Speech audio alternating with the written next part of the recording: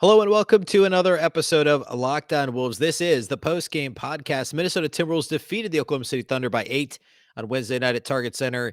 It was a weird one. It was a fun one, but it was a weird one. The first quarter was all Timberwolves, and they really just kind of capitalized on fantastic defense, made a bunch of shots early, and then the rest of the game was really all Thunder until the Timberwolves closed it out late. We're going to break the whole thing down, including why Jaylen Nowell got crunch time minutes in this game and what went right for Karl-Anthony Towns in his return to the floor, and what went terribly wrong for both Towns and D'Angelo Russell in their return to the floor after missing 10 days on the health and safety protocols list. It's all upcoming on the show tonight, including key takeaways and individual studs and duds. Welcome in. You are Locked On Wolves.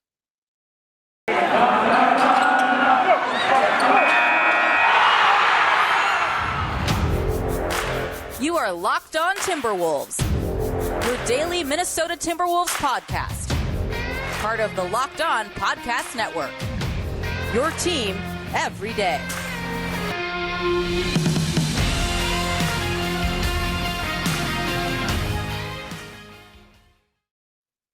Hello and welcome to the Locked On Wolves podcast, part of the Locked On Podcast Network, your team every day. My name is Ben Beecken. I'm the host of Locked On Wolves. I'm also the editor of Dunking with Wolves, the Timberwolves site on the Fansided Network. Happy Thursday, everybody, and happy Victory Thursday. The Timberwolves defeated the Oklahoma City Thunder on Wednesday night, 98-90 at Target Center. Strangely enough, the first game that the two Northwest Division rivals, I guess we can use the word rivals, played against each other so far this season.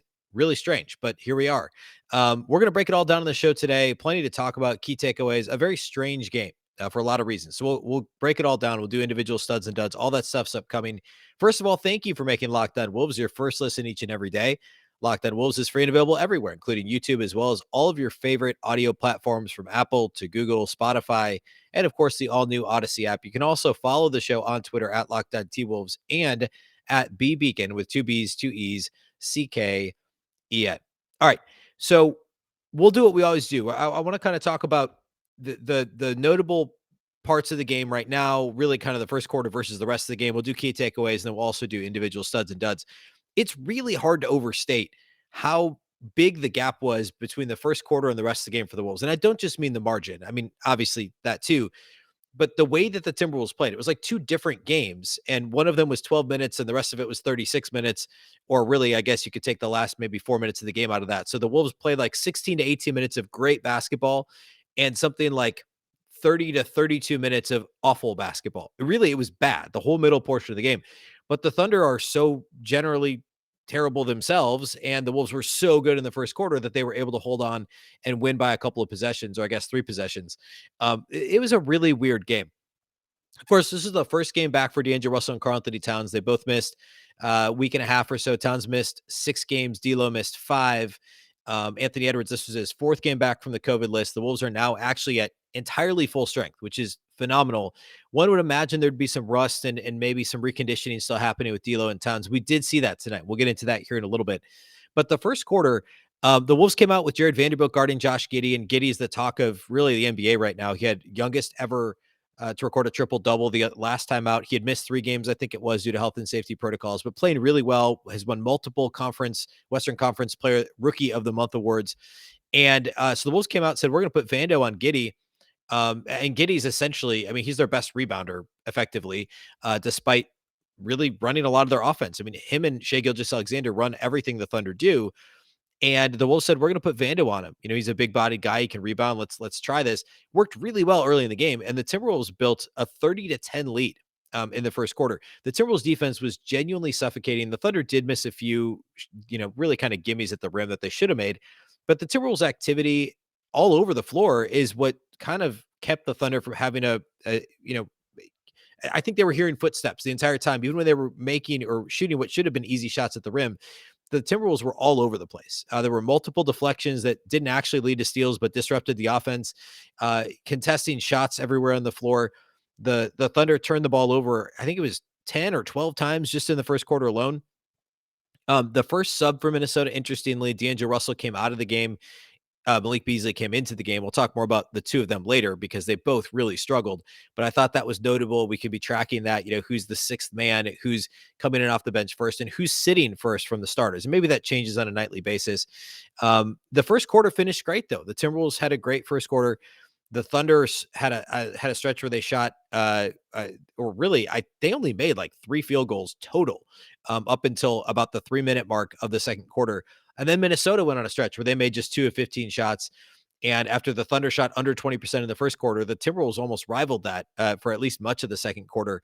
And ultimately, the Thunder won the second quarter by 7, and the Wolves were still up by 13 at halftime. But the second quarter gave the Thunder enough of a, hey, we can hang in this thing. They got within 2 in the third. The Timberwolves built the lead back up. Thunder got all the way to within 1 in the fourth quarter.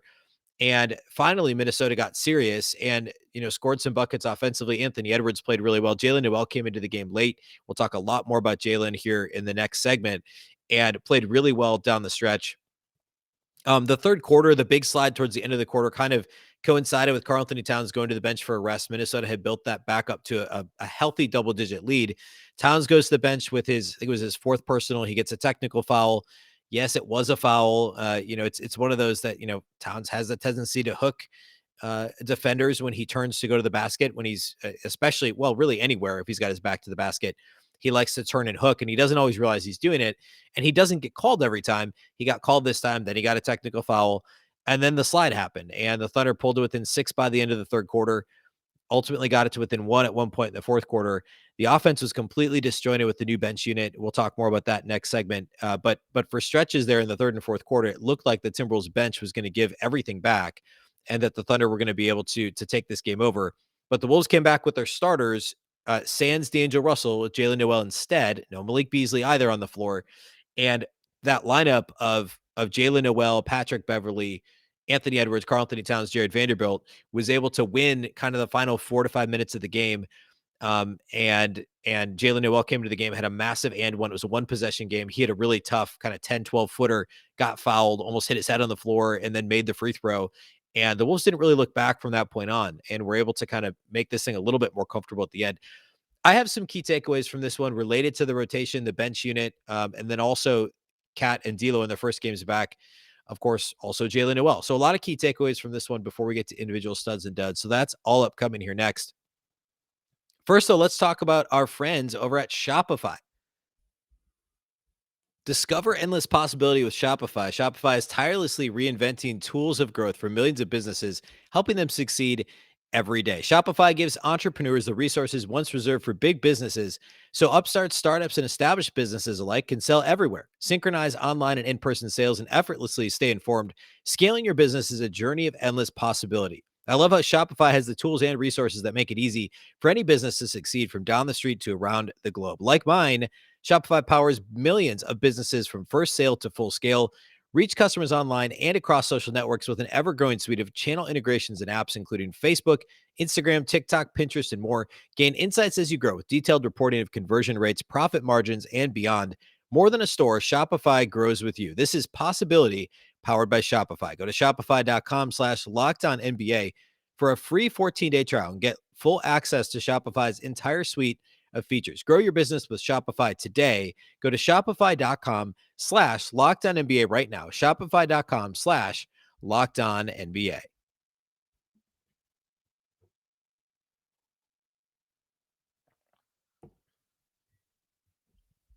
All right, let's talk about key takeaways from this one. And I have several. So let's start with the Jaylen Nowell minutes at the end of the game. So this is related to D'Angelo Russell and Malik Beasley. D'Lo wasn't very good in this game. We'll talk a little bit more about him, spoiler, in studs and duds. He played 30 minutes, 3 of 12 shooting, 0 of 5 outside the arc. He had a couple of really tough layups that he made, which was weird. This was a strange D'Angelo Russell game because I think actually all 3 of his baskets were in the paint, if I'm not mistaken. 2 I can think of off the top of my head that were actually pretty acrobatic finishes in the paint, which we don't see from him a lot. He doesn't get to the rim very often, but he is crafty when he gets there, and his jumper was simply off. 3 of 12 shooting, 0 of 5 on 3-point attempts. He had 3 turnovers in 30 minutes as well, and did not close the game. Instead, Chris Finch chose to roll with Jaylen Nowell, and Jaylen was fantastic. 23 minutes, 16 points on 6 shots, 1 of 1 outside the arc. He shot a 3-pointer wide open in transition. It was a 1-on-5 situation, but nobody guarded him, so he just drained a 3. That was while the Wolves were pouring it on late in the first quarter. Perfect 3 of 3 at the free throw line. Had a really difficult and one there at the end of the game. 3 assists, 3 rebounds, only one turnover. We talked on yesterday's show, on Wednesday's show, about how Jaylen Nowell's turnover rate is unbelievably low. It's like 6.6 or 6.7 coming into this game. And it very likely decreased even further after one turnover in 23 minutes, 6 shot attempts, 3 assists for Nowell. So really good on Chris Finch to stick with the hot hand, stick with the player who simply was playing better in Jaylen Nowell. And I'm sure that part of it had to do with D'Angelo Russell, them not wanting to overextend him in his first game back from the COVID-19, the health and safety protocols list. And, knowing that he was still in the process of getting back into game shape and all that stuff. But I would hope that in 2 weeks, if the same situation arises, that's what happens. If Jaylen Nowell is playing that much better than D'Angelo Russell, or that much better even than, say, Anthony Edwards, that wasn't the case in this game, but in some other game, I would hope that Chris Finch would stick with the guy who's playing better. And I think he's, for the most part, shown the track record to be able to do that. So I thought that was really intriguing and shows how much trust that Finch now has in Nowell. As long as we're on the topic of knocking off rust, we can talk about Karl-Anthony Towns. He was good overall. I mean, 17 and 16, 6 of 14 shooting, fine. Shot the ball well from the perimeter, 1 of 4 on threes, but made a couple of mid-range jumpers. He had the 6 turnovers and he fouled out. He fouled out on a cheapie that was just a dumb foul in the final 10 seconds of the game. But 3 of his 6 foul calls, personal fouls, were offensive fouls. At least 2 of them were fouls. One of them was pretty iffy. But that's usually how it is, right? I mean, Towns gets called for a couple offensive fouls, and then he picks up a cheap one because the official is assuming that he's going to commit another offensive foul. And Towns is reacting, in the way that he does, where he's just overly emotional about it. And that tends to trigger technical fouls, which happened in this game, or additional foul calls because officials are anticipating it. Fair or unfair, that's what happens. And Towns has improved so much during the season. It's like he reverted back to old cat. We saw that a little bit, I guess, before the health and safety protocols list stint. But for a huge stretch here, really a lot of November and much of December, Towns was doing a really good job at not complaining as much. That was an issue in this game. That was 3 of his 6 turnovers. He also had a couple of really careless passes. He made a couple of nice passes early in the game and he got a little bit fancy. We've seen him do that before, tried to make the difficult pass instead of the easy one. So he was clearly a little bit rusty, but played well. I would have actually expected him to do a little bit more in the paint against a really small Oklahoma City Thunder team. And the Wolves, by the way, were outscored in the paint, which is really inexcusable for a team with, Alexei Pokusevsky, Poku is 7 feet tall, but he's like 220 pounds or something. And he played only 17 minutes. He's not exactly a force inside. I mean, Kendrick Williams was who did a ton of damage for the Thunder. He had 10 points, 9 rebounds, but it felt like he was everywhere, especially in the second half. He had 5 offensive rebounds. And the Timberwolves, Towns, Vanderbilt, whoever was on the floor, well, I guess those 2 guys actually did grab a bunch of rebounds, but the Timberwolves generally struggled to keep Williams off the glass, especially also Josh Giddey off the glass. The Wolves struggle with teams that have active, ones and twos that can rebound the ball really well, because the Timberwolves don't have really active ones and twos when it comes to rebounding. And they don't, most NBA teams don't box out, but the Timberwolves, outside of Jared Vanderbilt, they don't put a body on anybody. So we saw Malik Beasley and D'Angelo Russell just kind of get ran around and ran over as the Thunder were aggressively hunting these rebounds. It was the exact opposite of what we saw when the Wolves doubled up the Lakers on the glass on Sunday. Yeah, the Wolves ended up being a plus 3 on the glass in this game, but it did not feel like it. The Thunder did a lot in terms of keeping possessions alive with their 14 offensive rebounds. And I was shocked at the end of the game when the Wolves actually ended up with more rebounds than Oklahoma City. That a lot of that was due to how bad the Thunder shot the ball, but still, the Timberwolves did not do as well in the paint and on the defensive glass as they should have in this game. And Cat is a little bit to blame for that. The defense in the first quarter, another key takeaway, fantastic. So good. And then what happened? Really, if you rewatch that first quarter, there were 2-3 easy missed shots by the Thunder in the paint early. And then the Timberwolves were swarming. The Thunder weren't even getting shot attempts up because of all the deflections, a couple of block shots mixed in. Anthony Edwards finished this game with 5 steals. Minnesota was jumping passing lanes a little bit. They did some gambling here and there, but it was just generally solid defense. It was just an amazing quarter of basketball for Minnesota. And then it's like they thought, oh, we got our 12 minutes in, we'll hang out for the next 30 until they turned it on at the end of the game. It was just astonishing that the flip switch from on to off. And thankfully, the first quarter was so good for them. They were able to build that 20-point lead, and the Thunder shot 18% from the field in the first quarter. Which, by the way, an aside, The Timberwolves starting lineup, I raved about this, greatest lineup ever assembled. And if you've missed it, the Timberwolves starting five that started in this game, Beverley, Russell, Vanderbilt, Towns, and Anthony Edwards, has the best uh, net rating per 100 possessions of any lineup in the league by far. And it's finally healthy again. It was very good in this game, even though Russell struggled. It was still a very good 5-man lineup when they were in there. And I raved about, they've got two defense first guys in Vanderbilt and Beverley. They've got, four guys who can shoot everybody but Vanderbilt. And they've got three offense first guys who have all improved incrementally on defense in Towns, Russell, and Edwards. But the length of that lineup is astonishing. I mean, all of those guys have big wingspans for their height and for their position. D'Angelo Russell's a big guard. I know that people forget that because he hasn't been a great defender for his career and he isn't super bouncy. He's not super athletic, but he's smart and he's big. Patrick Beverley, smart. He's a long guard.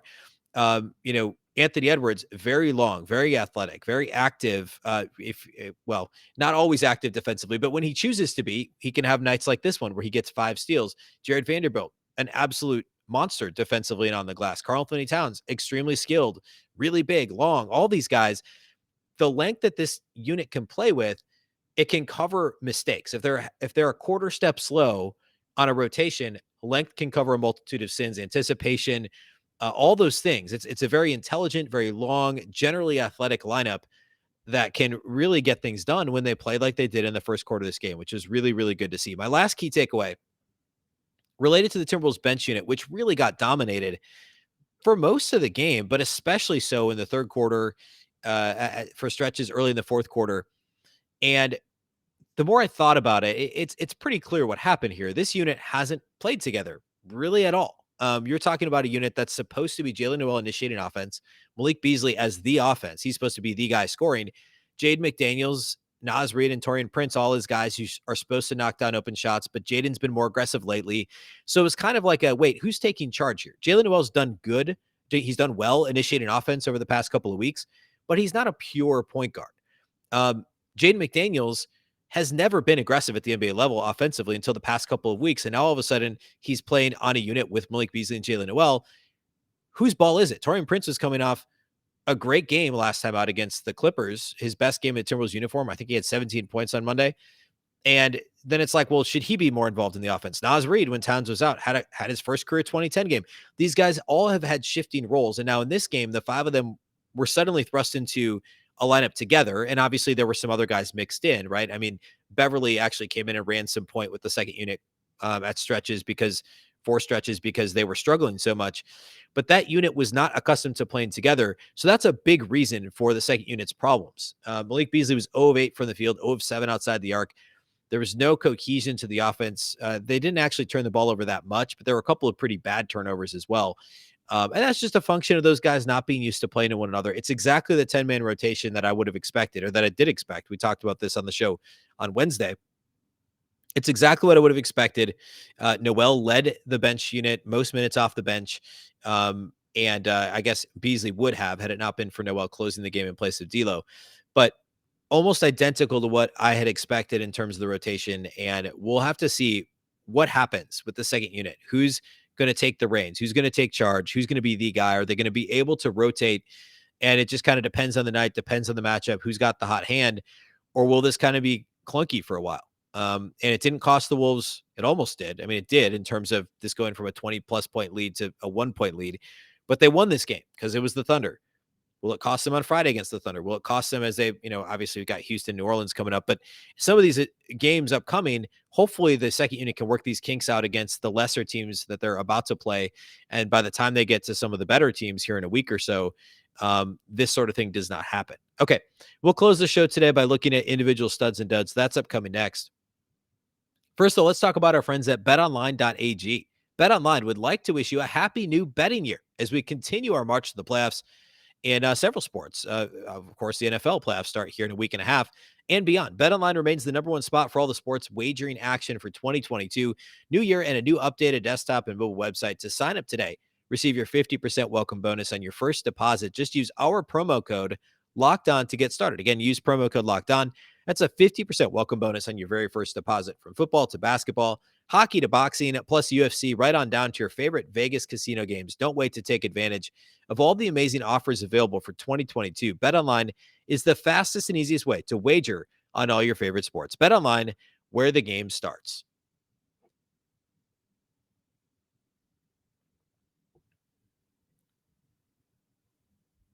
All right, let's talk individual studs and duds from this one. Number one for me in terms of studs in this game has to be Patrick Beverley. He knocked down 5 threes in this game, 20 points, 6 assists, 4 rebounds, 1 steal, 1 block, 6 of 11 shooting, 5 of 9 outside the arc. He was 1 of 2 inside the arc. He did get to the free throw line those 4 times. He was phenomenal defensively as well. Really good. Only played 26 minutes, by the way, which is it's great when he doesn't have to play 30 minutes. By the way, the Oklahoma City Thunder broadcast is not familiar with Patrick Beverley's track record as a above average 3-point shooter. They continuously were mentioning Beverley's that he's not known for shooting, and this is out of character for him to shoot the ball this well. Well, sure, he doesn't make 5 threes every night, but they talked about him not being known as a good shooter. Obviously not true. 26 and 4 with a steal and a block and just 1 turnover in 26 minutes. Ran some point with the second unit. Obviously played off the ball quite a bit when Anthony Edwards was initiating, as well as D'Angelo Russell. And very, very good game for Patrick Beverley. Continued what he did against the Clippers on Monday, which is great to see, not having a letdown after playing his former team a couple days prior. Jaylen Nowell is my second stud in this game, 16 points on 6 shots. Ultra efficient as you could possibly be. 1 3-pointer on 1 attempt, 3 of 3 at the line, 3 rebounds, 3 assists, only 1 turnover. Again, running some offense with the second unit, initiating 23 minutes, 1 turnover to 3 assists, and a perfect 6 of 6 shooting for 16 points. Talked about him a lot last segment, but another great game from Jaylen Nowell. And we're just going to keep seeing his role grow if he continues to play like this. My third stud for this game, haven't really talked about him much. It's somehow a relatively quiet 22 points, but 22 points for Anthony Edwards. 22 points, 5 rebounds, 5 steals, 2 assists, only 2 turnovers in 32 minutes for Ant. 8 of 17 shooting. We'll take that every night of the week, just under 50%. 4 of 10 outside the arc. We'll take that every single night of the week. Only had 3 free throw attempts. Easily could have had a couple more, as always, because he still continues to not get the whistles that he should get in the paint. But the Timberwolves will take roughly 50% from the field, 40% for the 3-point line, 5 rebounds, 5 steals, 2 assists to 2 turnovers. This is nearly a perfect Anthony Edwards game. We're not going to get 5 steals every night. And yeah, he gambled a little bit here and there, but he was okay defensively. He was good enough defensively and really, really good on offense. So a fantastic game from Anthony Edwards. Number one dud for this game, Malik Beasley, 18 minutes, 0 of 8 shooting, 0 of 7 on 3-point attempts. He had 3 rebounds, 1 assist, and 1 steal, turned it over once in 18 minutes, went scoreless. Not what he needs to be doing if he wants to keep his spot in the rotation with Jaylen Nowell playing as well as he has of late. Malik Beasley better look out. He's going to eat into those minutes. And if there's any sort of a matchup where Josh Okogie can get on the floor to, if the Wolves need his perimeter defense and Beasley continues to struggle, look out. If the Timberwolves decide they need another point guard on the floor, Jordan McLaughlin could maybe take some of those minutes. Maybe even Leandro Bolmaro as the year goes on. We'll see. But Beasley could see his role shrink and shrink and shrink. He could be in a much lesser role here in the coming weeks if he keeps playing like this. He actually had some pretty good defensive possessions early in the game. I don't think he was as good defensively in the second half. But this just wasn't a good game for Malik, and it continues his struggles of late. Also, second dud for this game, D'Angelo Russell. 6 points on 3 of 12 shooting, missed all 5 of his 3-point attempts. He had 3 assists, but he also had 3 turnovers, just 2 rebounds in 30 minutes. A very quiet return to play for D'Angelo Russell. Disappointing game, but a lot of rust for him to knock off. And hopefully we see him come back strong on Friday against the same Thunder in Oklahoma City.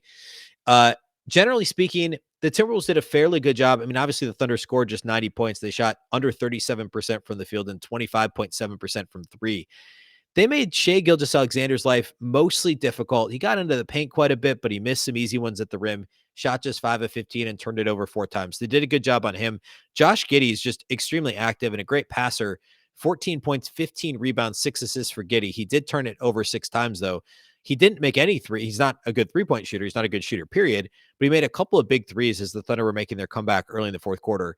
But for the most part, the Wolves did well. They actually struggled the most with Kendrick Williams. off the bench. He had 10 and 9 and 4 steals in 25 minutes. But the Wolves did a good job on Gilgeous-Alexander. They did a good job on Aaron Wiggins, who has played well for them, for the Thunder of late. Shot just 5 of 13 and missed all 5 of his 3-point attempts. Generally a good defensive game for Minnesota, outside of some of those offensive rebounds that they allowed, and a couple of open threes late in the game. But I was pleased with their effort defensively, and all things considered, a good performance, despite the mid-game struggles for the Timberwolves. All right, that's all we have on the show. We'll be back, of course, on Friday. The Wolves go to Oklahoma City now to take on the Thunder on Friday night. These same Thunder in the home and home, and then the schedule continues to be very palatable for Minnesota. After they're in Oklahoma City on Friday, the Timberwolves will then take on the Houston Rockets in Houston on Sunday night, followed by the Pelicans in New Orleans on Tuesday night. And then the road trip finishes off with a more difficult game against the Memphis Grizzlies on next Thursday, the 13th. So Minnesota has a 4-game road trip, 3 games against the bottom 3 teams in the West, and then a game against the very good Memphis Grizzlies here in a week. So we'll, of course, have the show on Friday. We'll do the post-game pod Friday night following Wolves Thunder, and we'll have the post-game pod on Sunday as well. So be sure you're following and subscribed to the show. Thank you to those of you that do make Locked On Wolves your first listen each and every day. Of course, it's available on YouTube as well as all of your favorite audio platforms, Apple, Google, Spotify, and the all-new Odyssey app. You can also follow on Twitter at Locked On T-Wolves and at Beecken with 2 B's, 2 E's, C-K-E-N. That's all we have for you today. Thanks again for listening to the Locked On Wolves podcast, part of the Locked On Podcast Network. Remember, the Locked On Network is your local experts on all the biggest stories. And by the way, if you do make Locked On Wolves your first listen, go ahead and make Locked On Bets your second listen, your daily one-stop shop for all your gambling needs.